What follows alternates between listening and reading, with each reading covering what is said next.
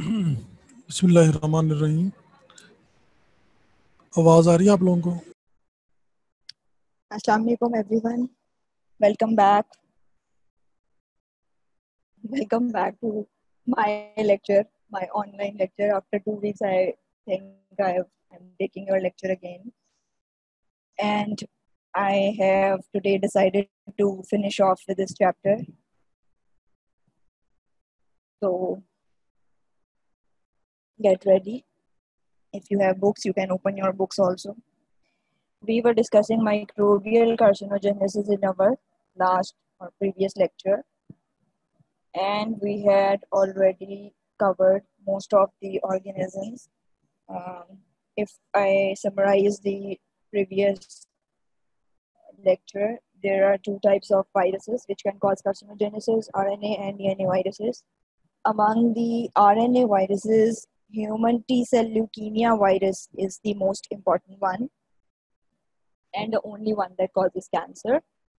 And the cancer that it causes is known as adult T-cell leukemia lymphoma. We briefly discussed its pathogenesis, which is very important.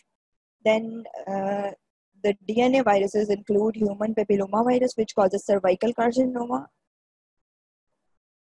and carcinomas of the head and neck. Then we discussed Epstein-Barr virus, which is implicated in several types of neoplasia, including African form of Burkitt lymphoma. And I told you why it is African form of Burkitt lymphoma, because Burkitt lymphoma is present around the whole world, but its African form is a different one from the rest of the world because African form is mostly caused by Epstein-Barr virus. Then we discussed B-cell lymphoma in immunocompromised individuals, a subset of Hodgkin's lymphoma, nasopharyngeal carcinoma, and gastric carcinoma. Epstein-Barr virus is involved in the pathogenesis of all these carcinomas.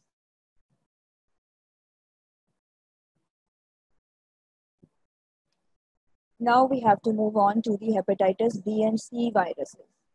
These are the viruses which are more important according to our country because we get these patients mostly in our hospitals and not the previous ones. So it is estimated that 70 to 80% cases of hepatocellular carcinoma is caused by hepatitis B and C. And you should know that hepatocellular carcinoma is a pretty big problem in our country. We have made an entire big hospital for treating the patients of hepatocellular carcinoma. And I also want to tell you that hepatocellular carcinoma is a non-treatable cancer. Once anyone is diagnosed with hepatocellular carcinoma, doctors straight away tell them that they cannot live longer. The only treatment option is liver transplant, which is not easily available in our country so far. So how hepatitis B and C viruses cause hepatocellular carcinoma is not very clear because both of the genomes of these viruses do not encode any viral oncoproteins. We have previously discussed many other organisms which had genes encoding viral oncoproteins. You can go through those organisms to take the idea, but hepatitis B and C viruses do not encode any viral oncoproteins. And although hepatitis B virus DNA is integrated within the human genome, there is no consistent pattern of integration in liver cells. So the scientists have come to the conclusion that oncogenic effects of hepatitis B and C viruses are multifactorial, and chronic inflammation plays a very big role in the carcinogenesis of hepatocellular carcinoma. How? Obviously, because because chronic inflammation leads to damage of many cells, which is followed by regeneration of those cells. And during regeneration, because more cells are being formed, cell cycle is going on a rapid rate, it can lead to more genomic damage over time. So that the genomic damage will get translated into different mutations of oncoproteins, of tumor suppressor genes, and all those proteins that we have been discussing for so many weeks now.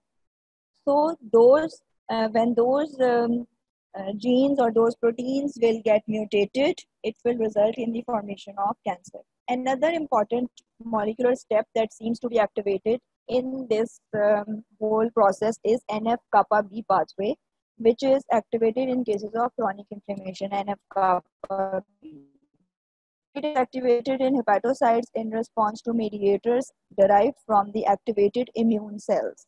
And what this pathway does, it blocks apoptosis. And you must know now that blocking apoptosis encourages the proliferation of cells which are generally or which should not otherwise proliferate. The cells which are having any kind of genetic or genomic damage, they are not stopped from being proliferated if the process of apoptosis is blocked. So NF-kappa B pathway is the pathway which blocks apoptosis in these cells, allowing the dividing hepatocytes to incur genotoxic stress and to accumulate more mutations.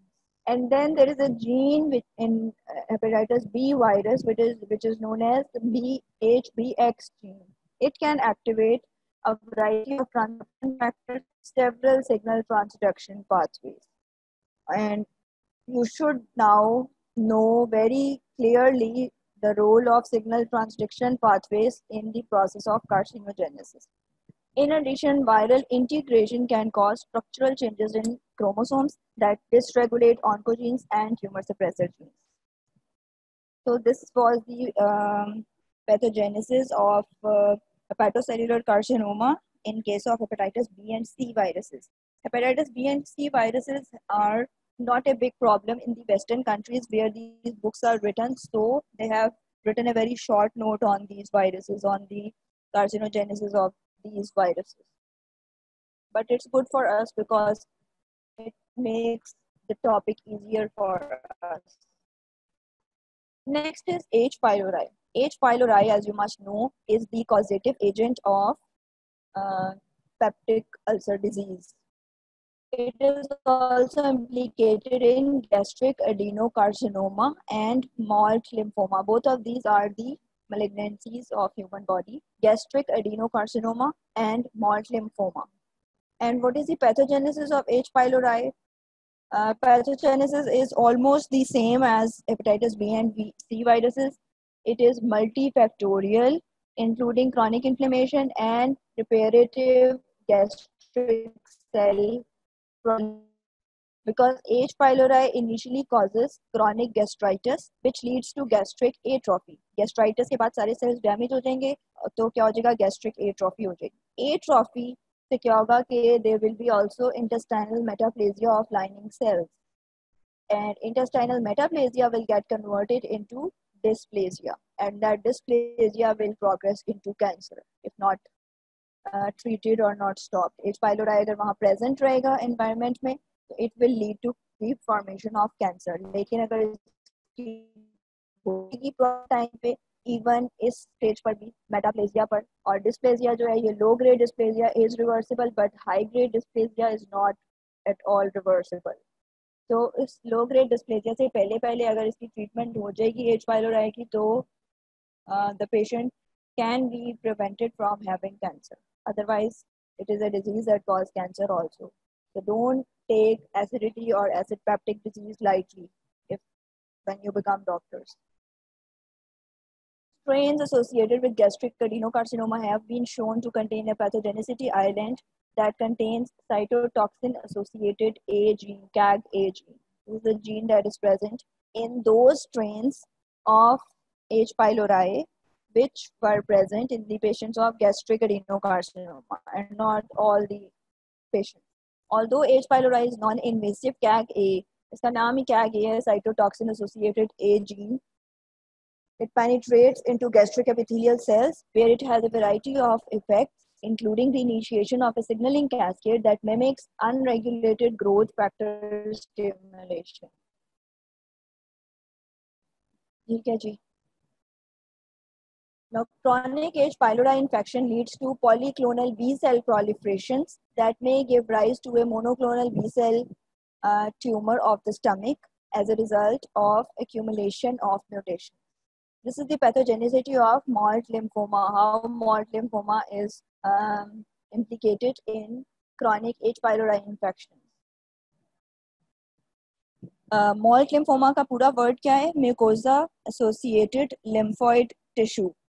Malt से बनता है mucosa associated lymphoid tissue. As you all know that our intestinal tract or our gastric tract is all lined with these lymphoid cells.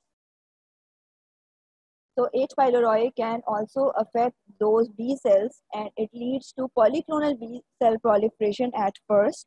Polyclonal means that there are many types of clones, and polyclonal is not a polyclonal के ऊपर red flag नहीं बनाया जाता क्योंकि polyclonal is a normal proliferation.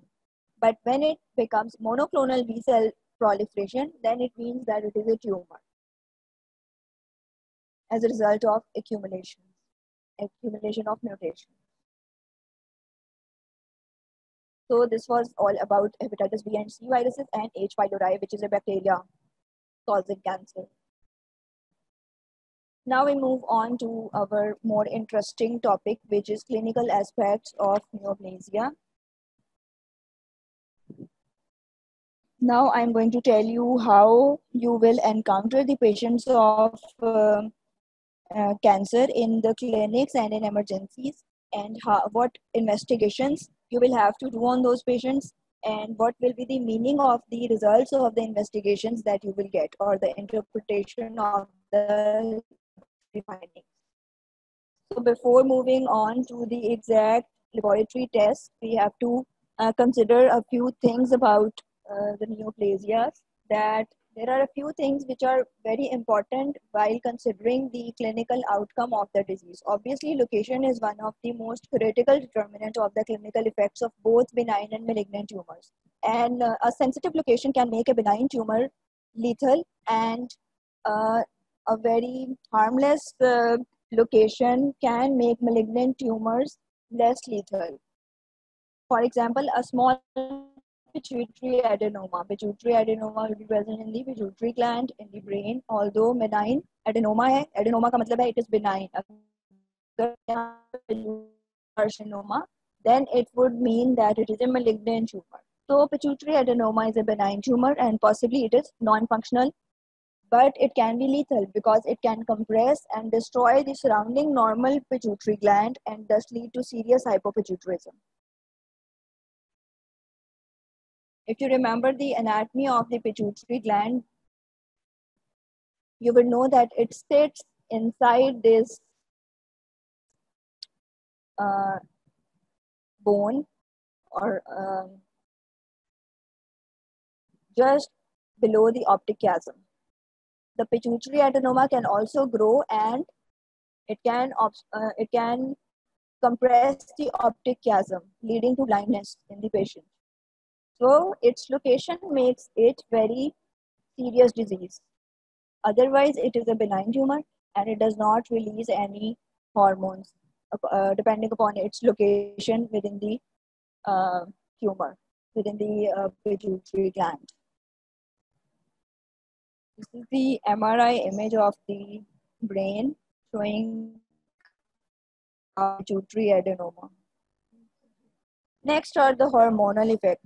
Some benign and malignant neoplasms arising in endocrine glands can cause clinical problems by producing hormones. For example, a benign beta cell adenoma of the pancreatic islets, less than 1 centimeter in diameter. Less than 1 centimeter is a very small size, but it may produce sufficient insulin to cause fetal hypoglycemia. It is benign, it is small in size, but still it can kill the patient. So hormonal effects are also very important in determining the clinical output of the disease. You cannot simply say that someone who is having a benign neoplasm is going to be all right by tomorrow. You can never say that. The third clinical outcome of most of the malignancies is cancer cachexia. You must have heard a term that people saying बिल्कुल ही सूख गया, उसकी हड्डियां निकल आई हैं. So that actually is cachexia. That condition is known as cachexia, and it is not only related to cancer, but it is also present in certain other chronic inflammatory conditions.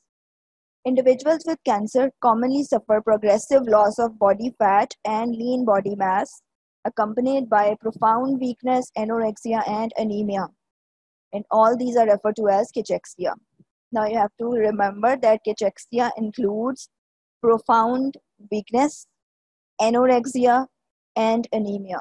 These three clinical scenarios, when put together, they are known as cachexia.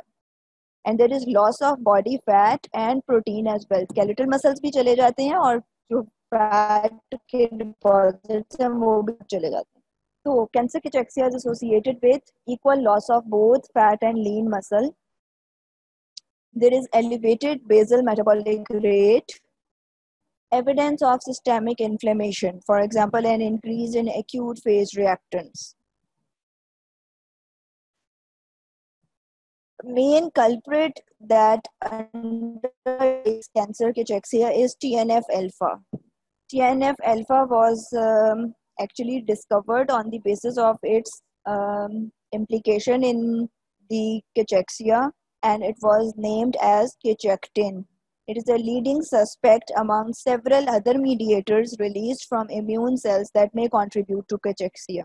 Hormonal factors released from tumor cells, such as proteolysis-inducing factor, have been implicated in the loss of muscle mass. So these are the two culprits that are mentioned in your books. Cachexia is a very big topic actually, and you are only introduced with the term and the two basic molecules involved in the pathogenesis, TNF alpha and proteolysis-inducing factor.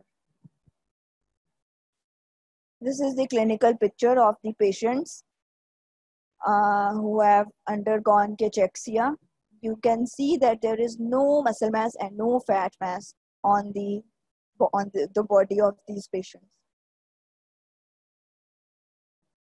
So this picture clearly explains the factors that lead to the cachectic condition in a patient. The cancer cells, what do? They make the patient anorexic, means that there will be decrease in the food intake, leading to decreased lean body mass and decreased fat mass. Then there is release of pro-cachectic factors, जैसे कि अभी आप लोगों को बताया है कि proteolysis inducing factor release होता है. तो उनकी वजह से क्या होगा? There will be increased proteolysis and increased lipolysis, again leading to lean body mass and lean fat mass. Both of them result in weight loss. Then when the stage where chemotherapy has started, chemotherapy causes malabsorption in the digestive system. Why? Because chemotherapy involves the intestinal cells also. Chemotherapy damages our intestinal cells also. That is why there is malabsorption in the patients. That malabsorption directly leads to weight loss. Also, chemotherapy makes the patients anorexic, adding to the burden that is put on them by cancer. So there are many factors that lead to cachexia. It should be taken into consideration while taking history in your wards. सारी चीज़ों के बारे में आपको question पूछना पड़ेगा, तब आप प्रॉपर आपकी हिस्ट्री होगी. Okay, the next very important topic is paraneoplastic syndromes. अभी मैंने आप लोगों को बताया कि there are hormonal effects of cancers. That is a totally different thing as compared to paraneoplastic syndrome, because in paraneoplastic syndromes, the symptoms that are produced by a cancer are entirely different from the tissue of origin. For example, अभी मैंने आपको जो example बताई थी hormonal effects में, that was of islets of Langerhans cells, pancreatic cells.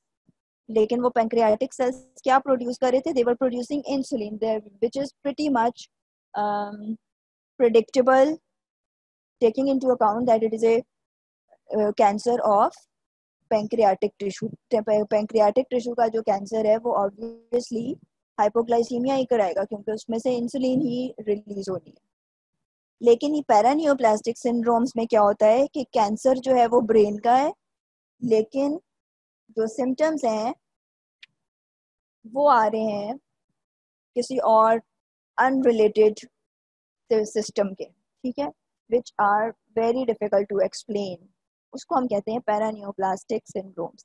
Some cancer bearing individuals develop signs and symptoms that cannot readily be explained by the anatomic distribution of the cancer or by the elaboration of hormones indigenous to the tissue from which the tumor arose. These are known as paraneoplastic syndromes. इसकी importance क्या है? They are mostly the earliest manifestation of an occult neoplasm. पता ही नहीं होता patient को कि हमें लंग का कैंसर हो गया, एडिनोकार्सिनोमा लंग हो गया है, लेकिन उनको कुशिंग सिंड्रोम हुआ होता है, प्रेजेंट कर रहे हैं विद कुशिंग सिंड्रोम, और जब इन्वेस्टिगेशंस हुई हैं तो पता चला कि they were having small cell carcinoma of lung. तो ये बन गया एक पैरानियोप्लास्टिक सिंड्रोम कि small cell carcinoma of lung है और सिम्टम्स किसके आ रहे हैं? ACTH के. कुशिंग सिंड्रोम का लंग्स के साथ कोई ताल्लुक नहीं है. तो this is a paraneoplastic syndrome which is mostly the earliest manifestation of an occult neoplasm. In affected patients, they can cause significant clinical problems and may even be lethal. बंदा अपने प्राइमरी ट्यूमर की वजह से नहीं मरा, मगर Cushing syndrome की वजह से उसकी डेथ हो गई. मे बी वो किसी क्वैक के हाथ लग गया या फिर किसी अनएक्सपीरियंस डॉक्टर के हाथ लग गया, उसको नहीं पता था ये Cushing syndrome can be because of cancer as well. उसने कुशिंग सिंड्रोम की ट्रीटमेंट स्टार्ट कर दी. तो what will happen? Obviously that patient is going to die. So these are the important significance of paraneoplastic syndrome that you must know. They may mimic metastatic disease and therefore affect treatment. Obviously ये भी हो सकता है कि treatment चल रही है already primary cancer की और अब डॉक्टर्स को लगने लग जाए कि इसको मेटास्टेसिस हो गया है. ट्रीटमेंट के ऊपर भी फर्क पड़ेगा, पेशेंट की मॉरल उसकी मोरालिटी पर भी फर्क पड़ेगा, पेशेंट का मोरल डाउन हो जाएगा.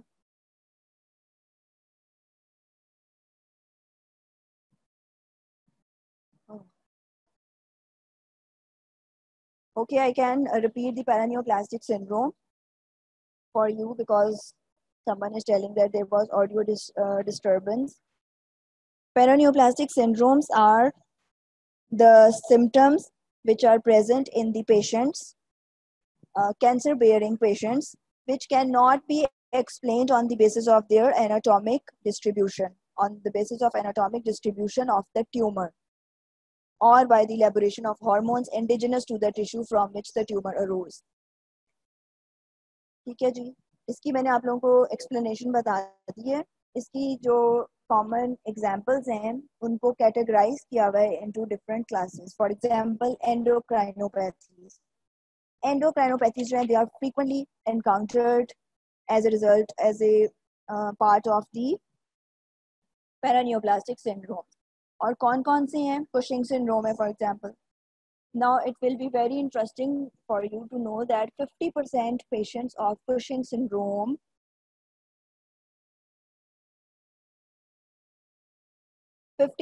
patients of Cushing syndrome have small cell carcinoma of the lung actually. Okay, and Cushing syndrome can also be a part of the pancreatic carcinoma and neural tumors. Then there is syndrome of inappropriate antidiuretic hormone secretion, which can be present in small cell carcinoma of lung or intracranial neoplasm. अच्छा, एक बात और ये important है कि the basis of these paraneoplastic syndromes have been identified. For example, small cell carcinoma of the lung secretes ACTH or ACTH-like substance, which causes Cushing syndrome. Now we know the basis of Cushing syndrome in small cell carcinoma of the lung, but we do not expect this to happen. जब ये सारा phenomena identify हुआ था उस वक्त कोई expect नहीं करता था कि लंग के कैंसर के पेशेंट के अंदर Cushing syndrome से वो आइडेंटिफाई होगा या उसमें वो प्रेजेंट होगा.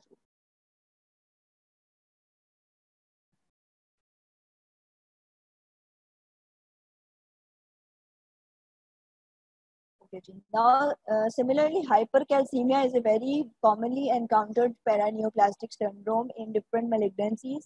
Hypercalcemia की दो बेसिस होती हैं कैंसर के पेशेंट्स में. Number one is osteolysis. Osteolysis एक नॉर्मल फिनोमिना है in cancer patients in some cancer patients, for example, multiple myeloma or metastasis to bone from the primary lesion. इन वाले patients में जिसमें multiple myeloma है, which is a type of blood cancer, और या फिर उनके अंदर मेटास्टेसिस हो गया, बोनी मेटास्टेसिस, उनके अंदर हाइपरकैल्सीमिया होना एक नॉर्मल फिनोमेना समझा जाता है, क्योंकि उसकी वजह से बोन जो है वो उसमें लाइसिस होता है, देयर इज ऑस्टियोलाइसिस होगा, तो नेचुरली जो बोन्स के अंदर कैल्शियम थी वो ब्लड में आ जाएगी, तो हाइपरकैल्सीमिया हो जाएगा पेशेंट। और इसकी जो दूसरी basis है, that is the production of calcemic humoral substances. Calcemic humoral substances, for example, ये है parathyroid hormone related protein, TGF alpha, TNF, interleukin 1. They also cause all these hormones are secreted by these tumor cells. Squamous cell carcinoma of the lung, breast cancer, renal carcinoma, adult T cell leukemia, lymphoma. इनके जो cells हैं, they secrete these hormones which cause hypercalcemia. So there are two types of hypercalcemia in cancers. One is osteolysis. Second is hypercalcemia due to elaboration of calcemic humoral substances by extraosseous neoplasm. जो second वाली variety है, जो ये वाली variety है, this is only thought of as paraneoplastic syndrome. जो osteolysis वाला scenario है, that is not a part of paraneoplastic syndrome. Then hypoglycemia. Hypoglycemia is fairly expected in patients of pancreatic carcinomas, but not in ovarian carcinoma and fibrosarcoma and other mesenchymal sarcomas. अगर इन वाले cancers के अंदर hypoglycaemia start हो जाए तो that is a paraneoplastic syndrome. और ये क्यों होता है? Because of secretion of insulin और insulin substances from these cancer cells. Then polycythemia. Polycythemia क्या होता है? Polycythemia is a condition where red blood cells are increased in the body. Polycythemia can be expected in some blood cancers, but not in renal carcinoma or cerebellar hemangioma or hepatocellular. क्यों ये बन जाता है? Because of secretion of erythropoietin, which causes polycythemia. इसी तरह ये एक list दी हुई है आप लोगों की बुक के अंदर पूरी of many paraneoplastic syndromes. ये सारे याद करने तो ज़रूरी नहीं है, लेकिन जैसे एंडोक्राइनोपैथी सारी याद करेंगे आप लोग, एक्एंथोसिस नाइग्रिकैंस याद करेंगे आप लोग, वीनस थ्रोम्बोसिस याद करेंगे और हाइपरट्रॉफिक ऑस्टियोआर्थ्रोपैथी याद करेंगे. नेफ्रोटिक सिंड्रोम याद कर लें आप. ये वाले इंपॉर्टेंट है. DIC भी इम्पोर्टेंट है, disseminated intravascular coagulation, because these are more common conditions as compared to the others. तो ये वाले आप लोग याद कर लें. इनमें से क्वेश्चन ज़रूर आता है एग्जाम में, और बाद में जिन्होंने स्टेप्स वगैरह देने हैं उनके लिए ये बहुत बहुत बहुत इम्पोर्टेंट, और जिन्होंने वैसे ही डॉक्टर भी बनना है उनके लिए भी इम्पोर्टेंट है. Anyone can encounter such a patient. तो अगर आप लोगों को नॉलेज होगा तो आप लोग इस डिजीज को पकड़ सकते हैं, अदरवाइज नहीं पकड़ सकते. So Cushing syndrome is one important paraneoplastic syndrome. Hypercalcemia is the other important one. Now we move on to the next topic, which is grading and staging of tumors.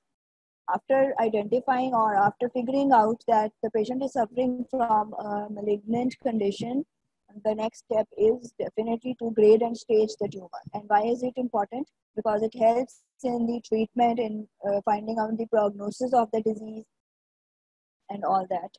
So what is grading and staging? Actually, these are the systems developed to express in semi-quantitative terms the level of differentiation or grade and extent of spread of a cancer within the patient, or stage as parameters of the clinical gravity of the disease. This is how we define it.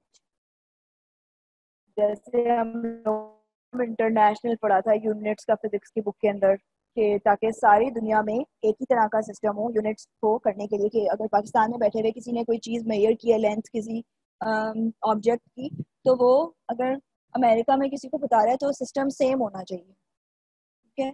इसी तरह ये जो grading and staging का system है, it enables every doctor in the world to grade and stage a particular tumor in the same exact manner. अब पाकिस्तान अगर मैं किसी को ग्रेड और स्टेज करूंगी उसके ट्यूमर को, और मैं किसी से यूके से पूछूंगी कि इसका ये ग्रेड और ये स्टेज है, तो वो एग्जैक्टली ही will know where the patient is, क्योंकि वहाँ वाला पेशेंट भी उस पे होगा लेवल पे. तो this is why grading and staging is very very important. और जितनी ट्रीटमेंट प्रोटोकॉल्स, जितनी गाइडलाइंस बनी हुई है कैंसर्स को ट्रीट करने के लिए, वो सब इन्हीं ग्रेडिंग और स्टेजिंग सिस्टम के ऊपर बनी. सेमी क्वांटिटेटिव टर्म्स क्यों कह रहे हैं? ऑब्वियसली फुली क्वांटिटेट नहीं करता वो, 100 में से हमें ये नहीं बताता कि 80 कैंसर है या 70 कैंसर है. सेमी क्वांटिटेटिव होता है कि कुछ चीज़ें जो हैं वो क्वांटिफाई हो रही होती हैं. फॉर एग्जांपल उसका साइज आपको एग्जैक्ट मेजरमेंट पता होती है कि it is 5 centimetre in diameter, लेकिन आपको ये जो बाकी के उसके पैरामीटर्स हैं they can not be quantitated. Then level of differentiation. Differentiation आप लोगों ने बिल्कुल स्टार्ट में पढ़ा था. Differentiation is a histological term. Histology जो उसकी हम देखते हैं वो डिफाइन करती है डिफरेंशिएशन को. पुअरली डिफरेंशिएटेड कैंसर्स होते हैं और मॉडरेटली डिफरेंशिएटेड होते हैं और मतलब और गुड मतलब सही वाले डिफरेंशिएटेड होते हैं. और ग्रेडिंग जो है वो लो ग्रेड और हाई ग्रेड. हाई ग्रेड का मतलब है कि कंप्लीट लॉस ऑफ डिफरेंशिएशन, और लो ग्रेड का मतलब है कि well differentiated. And extent of spread of A cancer with in the patient. Extent of spread जो है वो लोकल स्प्रेड की भी इसमें बात हो रही है और डिस्टेंट स्प्रेड की भी बात हो रही है. नाउ लेट्स सी ग्रेडिंग बिल्कुल डिफरेंट चीज़ है और स्टेजिंग बिल्कुल डिफरेंट चीज़ है. ग्रेडिंग के लिए ग्रेडिंग होती है किसी भी कैंसर की. उसका सैंपल लेना पड़ता है, के ऊपर माउंट होता है वो सैंपल, और उसको माइक्रोस्कोप में देखते हैं तो फिर ग्रेडिंग होती है. Grading of A cancer is based on the degree of differentiation of the tumor cells, and in some cancers the number of mitosis or architectural features. जो differentiation के सारे features आप लोगों ने पढ़े थे बिल्कुल स्टार्ट में, वो सब इसमें इन्वॉल्व होते हैं. ठीक है, सारे उसमें नंबर ऑफ माइटोसिस भी आते हैं, आर्किटेक्चरल फीचर्स भी आते हैं, उसकी न्यूक्लियर मॉर्फोलॉजी होती है, एनसी रेशो होती है, फिर उसके अंदर बाकी के सारे फीचर्स होते हैं. And they generally range from 2 categories to 4 categories. Some cancers have 2 categories. Simply they are labeled as low grade and high grade, and some are categorized into 4 categories: low grade, intermediate high grade, intermediate low grade, and then high grade. Criteria for the individual grades vary in different types of tumors. अब ये सारा histopathologist ने काम किया हुआ है कि उन्होंने ईच एंड एवरी सिस्टम के जो ट्यूमर्स हैं उन सब को उन्होंने बुक्स बनी हुई हैं, उन सब के अलग अलग पूरे क्राइटेरिया बने हुए हैं, गाइडलाइंस बनी हुई है कि कौन से ट्यूमर को किस तरह से ग्रेड करना है. और हर ऑर्गन, हर टिश्यू के जो ट्यूमर्स हैं उनकी डिफरेंट तरीके से ग्रेडिंग होती है. ऑब्वियसली क्योंकि उनका आर्किटेक्चर डिफरेंट है, उनमें से डिफरेंट तरह के हैं, तो ट्यूमर भी डिफरेंट तरह का होता है. फॉर एग्जाम्पल ये जो पिक्चर है दिस इज सर्वाइकल कार्सिनोमा. तो आप लोग ये देखें कि ये नॉर्मल है, ये सर्वाइकल जो कार्सिनोमा है उसकी स्टेज 1 है, स्टेज 2 एंड स्टेज 3. अब 2 और 3 जो है those are also high grade, और ये वाला जो है ये लो ग्रेड है. जब फुल थिकनेस इन्वॉल्व होगी, इन्वेसिव कैंसर बन गया तो ये ग्रेड 1. तो जो भी हिस्टोपैथोलॉजिस्ट देखेगा वो उसके अंदर नंबर ऑफ सेल्स काउंट करेगा, कितने एबनॉर्मल और मैलिग्नेंट सेल्स हैं, उसकी बेस पे वो उसकी ग्रेडिंग करेगा. The second thing which is used for treating cancer is staging. अब grading is different from staging. वो जो बता रहे होते हैं कि कौन से स्टेज पे किसी का कैंसर है, स्टेज 2 है, स्टेज 3 है, वो that is different from grading. मैंने उनको ग्रेडिंग का नहीं पता होता. ये ग्रेडिंग जो टर्म है ये स्ट्रिक्टली या मोस्टली जो है ये सिर्फ डॉक्टर्स को ही पता होती है कि ग्रेडिंग एक्चुअली क्या है. लेमैन समझते हैं ग्रेडिंग और स्टेजिंग सेम है, लेकिन अब आप लोग लेमैन नहीं रहे, इसलिए आप लोगों को पता होना चाहिए कि these are the 2 different terms. Staging क्या है? Staging is actually more important for the clinician जिसने उसको ट्रीट करना है. The staging of solid cancer is based on 3 things. Number 1, the size of the primary lesion. Number 2, the extent of spread to regional lymph nodes. And number 3 the presence और absence of blood borne metastasis. ये 3 चीज़ें उसके अंदर check करनी होती हैं to tell the stage of the cancer. अब staging जो है उसके लिए भी कई सिस्टम यूज हुए हुए हैं, बने हुए हैं। अमेरिकन सिस्टम अलग है, ब्रिटिश सिस्टम अलग है, लेकिन मोस्टली जो है वो अमेरिकन जॉइंट कमेटी का जो सिस्टम है वही यूज हो रहा है करंटली। सारी बुक्स के अंदर treatment according to American Joint Committee ही आई हुई है। This system uses a classification called their TNM system. T for primary tumor, N for regional lymph node involvement and M for metastasis. अब हम example लेते हैं ब्रेस्ट कैंसर की कि female presented with CA breast. She was a diagnosed patient of CA breast and she has come to you for staging of her tumor. और उसका जो जब उसको पेल्पेट किया है तो जो उसका मैस है that is 3 centimetre in diameter. और लिम्फ नोड्स के बारे में वो इंफॉर्मेशन आपको देगा कि लिम्फ नोड्स आर इन्वॉल्व्ड। ये भी बताना पड़ता है उसके साथ कि कौन से वाले लिम्फ नोड्स इन्वॉल्व हैं, एक्सिलरी हैं या सर्वाइकल भी हैं या और कौन से हैं। ठीक है, तो axillary lymph nodes are on the same side of the tumour are involved and there is no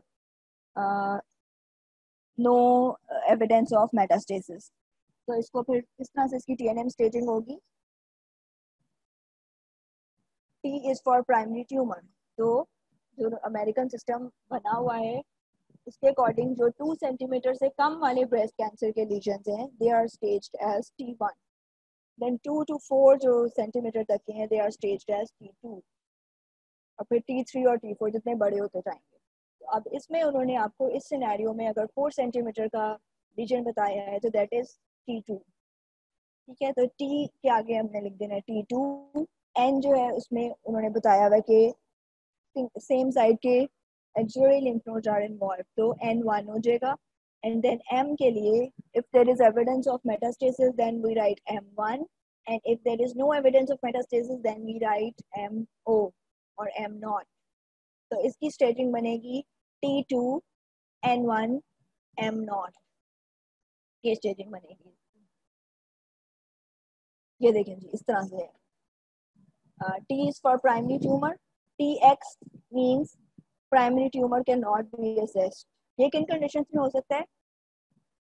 ये उन कंडीशंस में हो सकता है फॉर एग्जांपल लिवर के अंदर ही है या फिर इंटेस्टाइन के अंदर है और अभी तक उसकी एंडोस्कोपी नहीं हुई, तो एंडोस्कोपी के बगैर you can not find out the size of the tumour. ठीक है, और लिवर की जो है वो CT स्कैन या MRI होगा तो लिवर का एग्जैक्ट साइज पता चलेगा कितना बड़ा ट्यूमर है। तो ये शुरू में बिल्कुल लिखा जाएगा ऐसे TX when the primary tumor has not been assessed. Then T0 means there is no evidence of primary tumor. Then T in situ means that there is carcinoma in situ at the site of origin. Then T1, T2, T3, T4 according to the progressive increase in tumor size and local involvement. N is for regional lymph node involvement. NX means nodes cannot be assessed. N0 means no metastasis to local lymph nodes.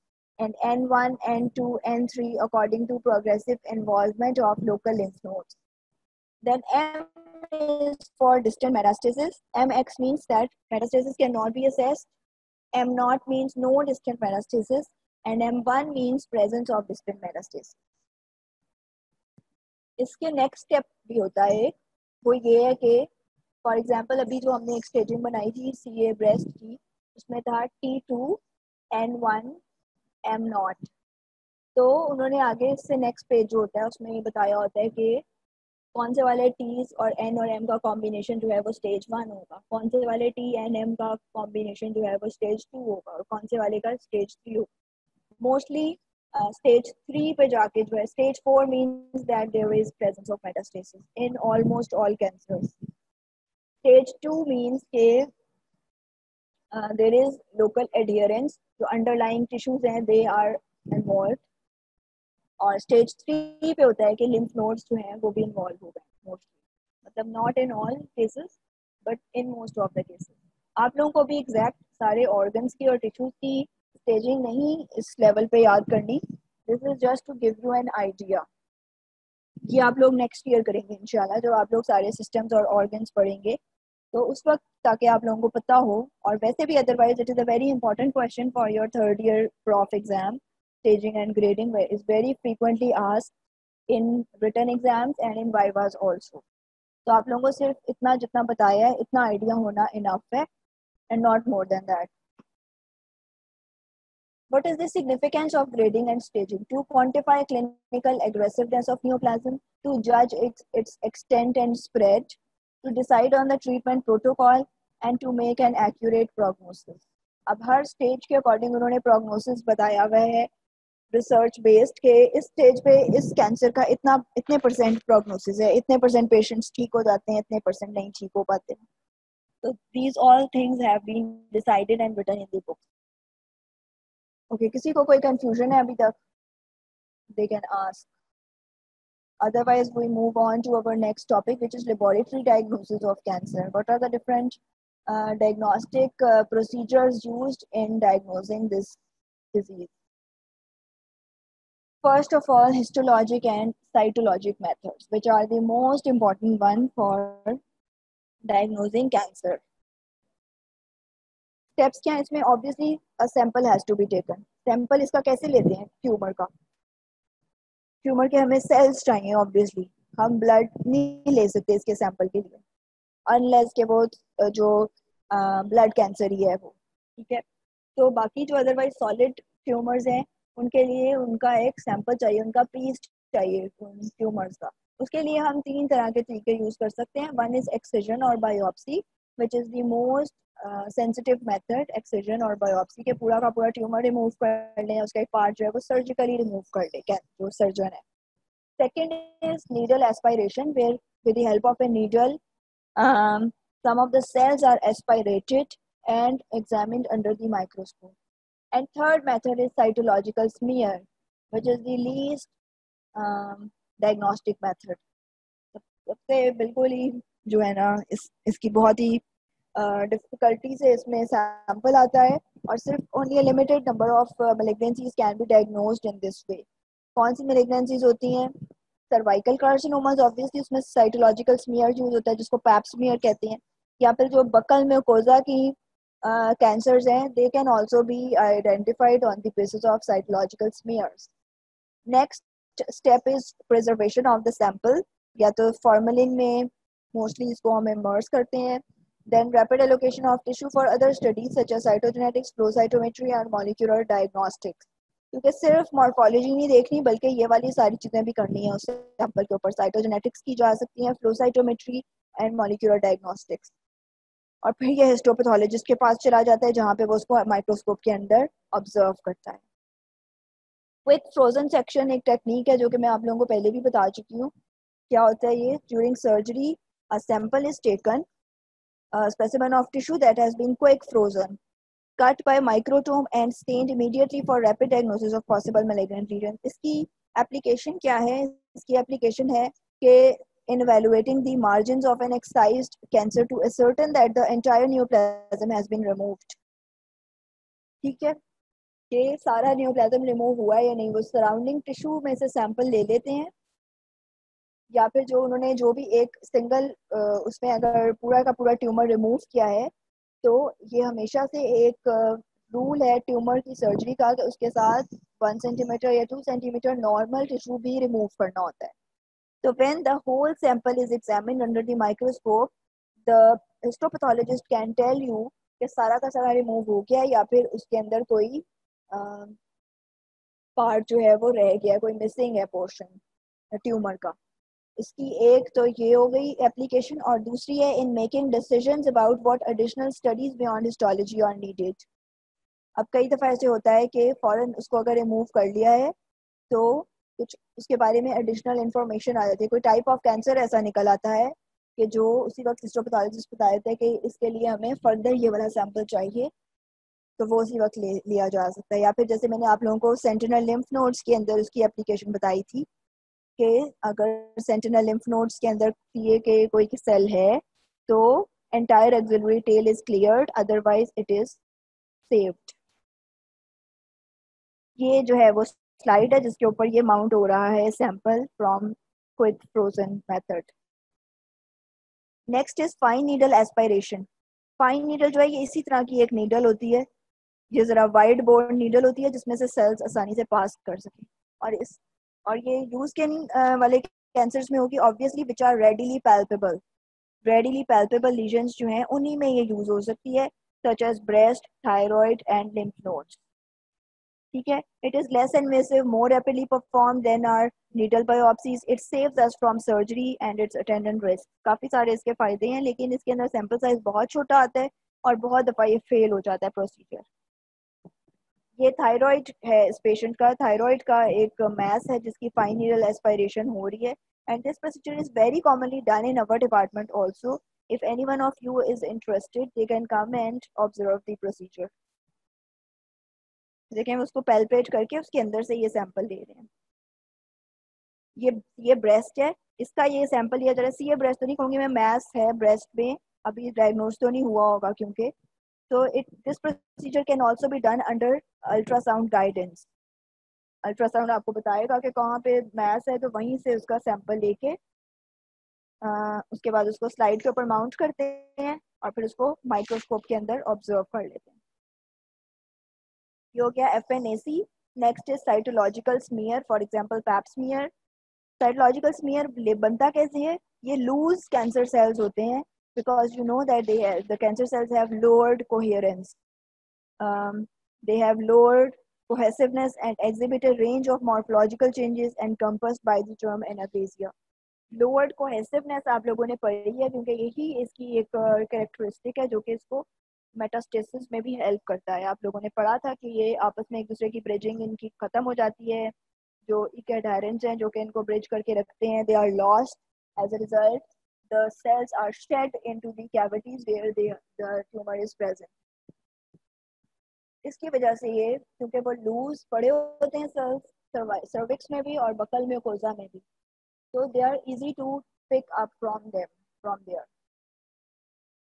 Shed cells can be evaluated for the features of anaplasia indicative of their tumor of origin. अब ये normal buckle mucosa के sales हैं.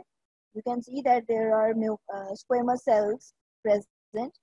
Okay. Cervical भी जो smear होता है normal, वो ऐसा ही होता है, उसके अंदर भी सारे नॉर्मल सेल्स होते हैं. ये जो है ये high grade squamous intraepithelial legion है.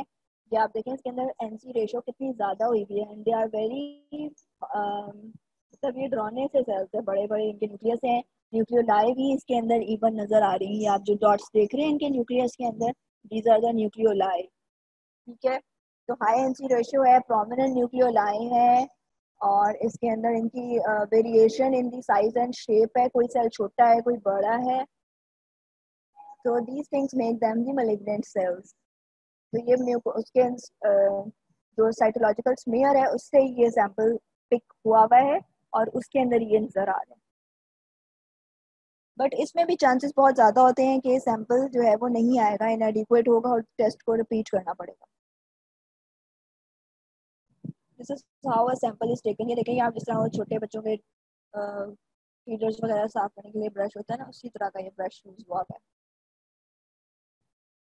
ओके. अब आप लोगों को मैंने 3 तरह के बताए हैं methods to take the sample. First one was biopsy और excision. Second one was fine needle aspiration cytology, FNAC भी इसको कहते हैं. And third one is cytological smear. ठीक है. अब टेस्ट कौन से परफॉर्म होते हैं? सबसे पहले तो सबसे इम्पॉर्टेंट टेस्ट होता है मॉर्फोलॉजी, जो उसकी ग्रेडिंग के लिए इम्पॉर्टेंट है. ठीक है. वो आप लोगों को मैंने बता दिया ऑलरेडी. ग्रेडिंग कैसे होती है, उसकी डिफरेंशिएशन देखनी होती है और बाकी के फीचर्स देखने होते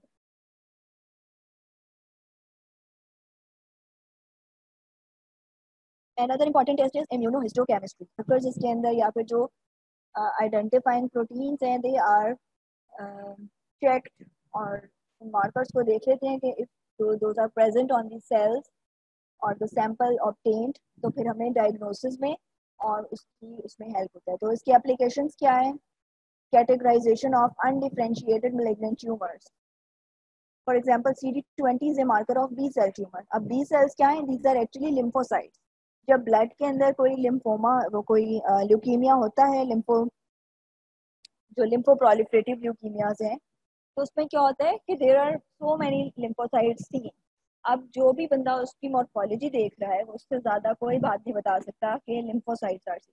ही कैन ओनली सी लिम्फोसाइट्स। वो बी लिम्फोसाइट्स हैं या टी लिम्फोसाइट्स हैं, ये वो हिस्टोपैथोलॉजिस्ट या हिमाटोलॉजिस्ट जो है वो ये उन लिम्फोसाइट्स को देख के नहीं बता सकता। उसके लिए ये मार्कर्स चेक करने पड़ते हैं। फॉर एग्जांपल CD20 मार्कर अगर उसके अंदर प्रेजेंट होगा तो इसका मतलब है कि ये बी सेल ट्यूमर है।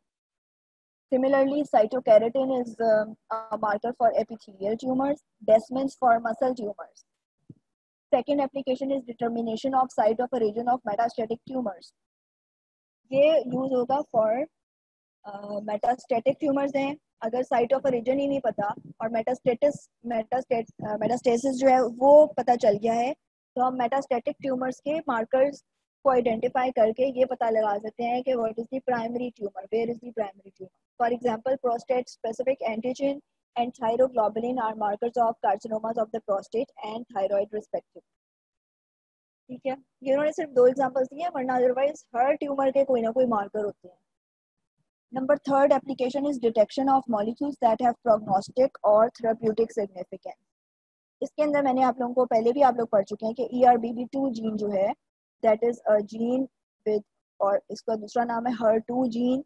It has a poor prognosis, but it is amenable to treatment with antibodies that block the activity of HER2 receptor. Herceptin जो drug है उसके नाम से आती है ये। तो HER2 जो है वो that is this marker is one marker which is done in every patient of breast cancer to find out if she is HER2 positive or not. अगर वो HER2 पॉजिटिव आती है तो उसको हरसेप्टिन मिलती है, वो देनी ज़रूरी होती है, अदरवाइज उस पेशेंट के अंदर दोबारा कैंसर हो सकता है। इवन सर्जरी हो भी गई है, रेडिएशन भी हो गई है, कीमो भी हो गई है, सब कुछ हो गया, लेकिन अगर हरसेप्टिन नहीं मिली HER2 पॉजिटिव पेशेंट को तो कोई फ़ायदा नहीं है। एंड अदरवाइज HER2 जो है ये जेनेटिकली भी जो है इसकी प्रेजेंस जो है वो एक मार्कर है कि मतलब जिनके अंदर HER2 पॉजिटिव आया है उनके फिर इमीडिएट रिलेटिव्स के अंदर भी इसको चेक होना है। This is not a common practice in Pakistan but it is recommended. Then flow cytometry, पहले आप लोगों ने इम्यूनोहिस्टोकेमिस्ट्री की है, next is flow cytometry. Flow cytometry में क्या होता है, इसमें भी उसी तरह ही मार्कर्स पता चलते हैं लेकिन टेक्निक डिफरेंट है and it is mostly used for liquid tumors. An advantage of flow cytometry over immunohistochemistry is that multiple antigens can be assessed simultaneously on individual cells using combinations of specific antibodies linked to different fluorescent dyes. इस तरह से ये होती है इसकी जो machine है, उसमें से ये ब्लड स्ट्रीम या कोई भी स्ट्रीम जो है लिक्विड ट्यूमर की वो गुजरेगी। अगर सॉलिड भी ट्यूमर है तो उसको सस्पेंशन उसकी बनाएंगे पहले और फिर इसमें से उसको गुजरेगी जब, तो ये सेल सॉर्टिंग होके इसके ऊपर सारा वो एक ग्राफ सा बन जाता है कि इतने % सेल्स जो थे उनके अंदर ये वाली प्रोटीन पॉजिटिव थी, इतने % में नेगेटिव थी। इस तरह से वो फिर उसकी इंटरप्रिटेशन हो जाती है कि ये एनेक्सिन भी पॉजिटिव है या नहीं है। ठीक है, तो this is flow cytometry. Next is molecular and cytogenetic diagnostics. ये क्या है जी? मॉलिक्यूलर डायग्नोसिस जो है ये वो सारी की सारी जीन्स जो आज तक आप लोगों ने पढ़ी हैं, राइट फ्रॉम सिग्नल ट्रांसडक्शन जो म्यूटेशंस हैं, और फिर जो प्रोलिफरेशन वाली थी वो वाली सारी ट्यूमर सप्रेसर जीन्स, और फिर अपोप्टोसिस की TP53 म्यूटेशंस, मतलब सारी की सारी म्यूटेशंस जो है उनको अगर हम स्टडी करें that is known as molecular. और साइटोजेनेटिक्स का मतलब है कि जो whole of the chromosome is visualise, सारे के सारे क्रोमोसोम्स जो सेल्स में से सेपरेट करके और उनको जब चेक करते हैं तो that is known as cytogenetics. इसकी इंपॉर्टेंस क्या है? Diagnosis of malignant neoplasms, prognosis भी इससे पता चलता है कि क्या है किसी नियोप्लाज्म का। Detection of minimal residual disease, minimal residual disease is the load of the disease that is left behind after the cycle of chemotherapy. ये जो मिनिमल रेजिडुअल डिजीज है ये मोस्टली ब्लड कैंसर्स में ही यूज होती है ये। और क्या होता है कि वो साइकिल्स उसमें कीमोथेरेपी की चल रही होती हैं, after every cycle they check the minimal residual disease और फिर उसके अकॉर्डिंग वो नेक्स्ट साइकिल को एडजस्ट करते हैं।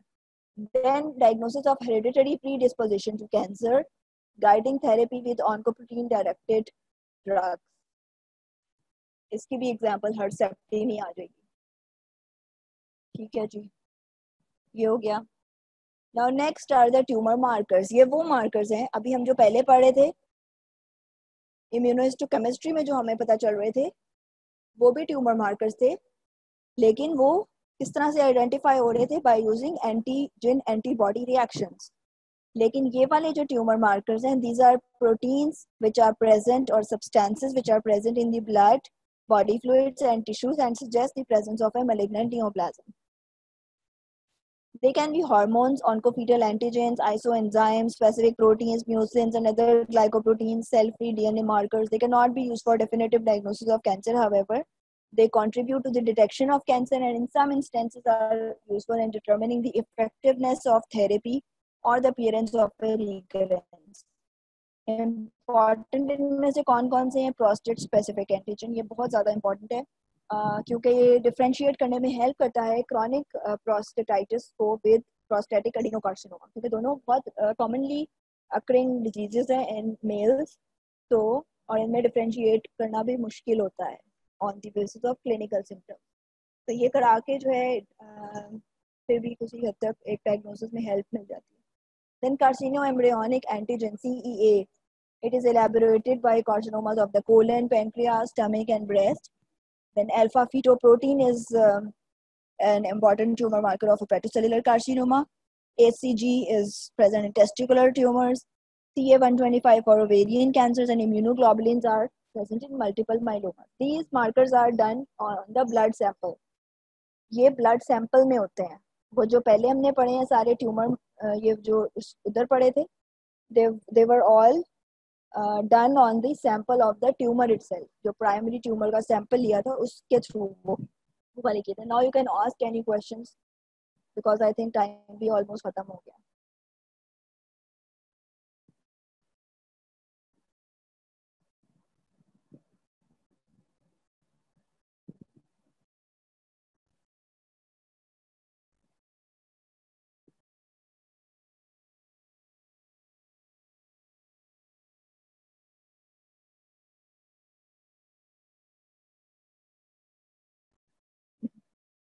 ठीक है जी, अल्लाह हाफिज़, अपना ख्याल रखें सब।